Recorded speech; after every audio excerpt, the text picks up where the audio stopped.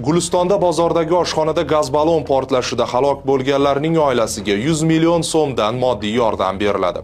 Prezident Shavkat Mirziyoyev mas'ullarga buning uchun 3 kun muddat berdi.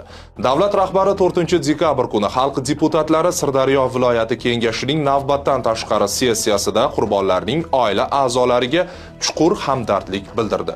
Prezident mas'ul idoralarga ushbu hodisa sabablarini tez fursatlarda aniqlab, qonun ustuvorligini ta'minlashni topshirdi. Avvalroq Shavkat Mirziyoyev shifoxonaga borib, portlashda tan jarohati olganlarning holidan xabar olgandi. Eslatib o'tamiz, 2-dekabr kuni ro'y bergan baxtsiz hodisa oqibatida 3 kishi vafot etdi, yana 29 kishi turli darajada kuyish va tan jarohatini oldi.